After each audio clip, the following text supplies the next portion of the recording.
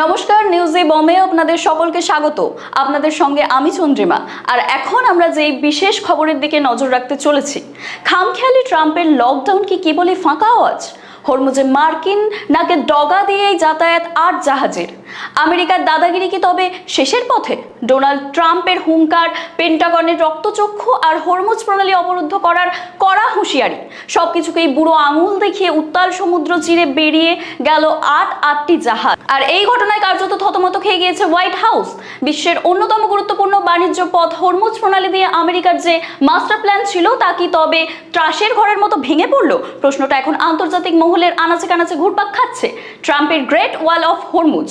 কয়েকদিন আগেই মার্কিন প্রেসিডেন্ট ডোনাল্ড ট্রাম্প ঘোষণা করেছিলেন ইরানকে ভাতে মারতে হরমুজ প্রণালী দিয়ে কোনো জাহাজ যাতায়াত করতে দেবে না মার্কিন নৌসেনা। পেন্টাগন থেকে নির্দেশ দিয়েছিল যে কোনো বাণিজ্যিক জাহাজ দেখলেই তা যেন আটকানো হয়। কিন্তু বুধবারের ছবিটা ছিল একেবারেই অন্যরকম। সামুদ্রিক পর্যবেক্ষণকারী সংস্থা কেপলার এবং খোদ মার্কিন সেন্ট্রাল কমান্ড এর তথ্য অনুযায়ী গত ২৪ ঘন্টায় ওই পথে ৮টি জাহাজ নির্বিঘ্নে যাতায়াত করেছে।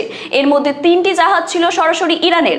মার্কিন রণতরীর নাকের ডগা দিয়ে যেভাবে এই জাহাজগুলো বেরিয়ে গেল তাকে কূটনৈতিক এবং সামরিক পরাজয় হিসেবেই দেখছেন বিশেষজ্ঞরা। কোনো জাহাজ দেখালো সাহস।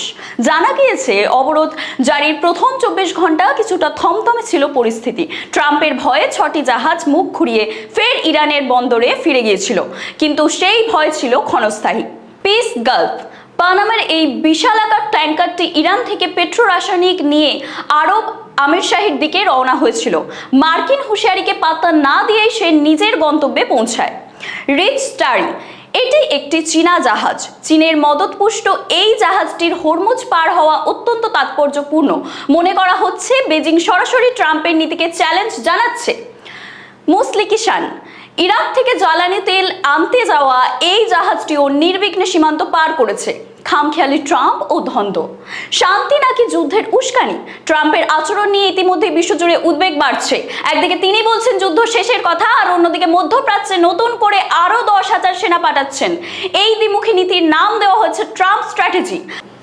মঙ্গলবার যখন খবর ছড়িয়েছিল যে হরমুজ অবরুদ্ধ, ঠিক তখনই ইরানের তরফে একটি ব্যঙ্গাত্মক ভিডিও পোস্ট করা হয়, যেখানে দেখা যায় ট্রাম্পকে যীশু খ্রিস্টরূপী এক চরিত্র ঘুষি মারছেন। এই ভিডিওটি মধ্যপ্রাচ্যের উত্তাপ আরো বাড়িয়ে দিয়েছিল। আগামী ২১শে এপ্রিল ইরান ও আমেরিকার সাময়িক সংঘবিরতির মেয়াদ শেষ হচ্ছে। কূটনৈতিক বিশেষজ্ঞদের মতে ট্রাম্প চেয়েছিলেন এই মেয়াদের আগেই হরমুজ দখল করে ইরানকে আলোচনার টেবিলে নতি স্বীকার করতে বাধ্য করতে, কিন্তু চীনা এবং ইরানি জাহাজগুলো যেভাবে অবরোধ অগ্রাহ্য করলো তাতে ট্রাম্পের সেই পরিকল্পনা আপাতত ব্যাকফুটে। হরমুজ প্রণালী দিয়ে বিশ্বের প্রায় ২০% অপরিশোধিত তেল যাতায়াত করে। ফলে এখানে সামান্য আঁচ লাগলেই বিশ্ববাজারে তেলের দাম আকাশ ছোঁয়া হওয়ার ভয় থাকে। ট্রাম্পের এই খামখেয়ালি পদক্ষেপ ভারতের মতো দেশগুলোও প্রমাদ গুনছে। যদি সত্যি হরমুজ নিয়ে সংঘাত বাড়ে, তবে বিশ্ব অর্থনীতিতে বড়সড় ধস নামার অপেক্ষা, কেবল সময়ের অপেক্ষা। আপাতত সবার নজর হোয়াইট হাউসের পরবর্তী পদক্ষেপের দিকে।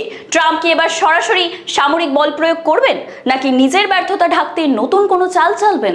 মধ্যপ্রাচ্যের আকাশ এখন বারুদের গন্ধে ভারী, আর সমুদ্রের ঢেউয়ে ঢেউয়ে বইছে অজানা এক যুদ্ধের আশঙ্কা।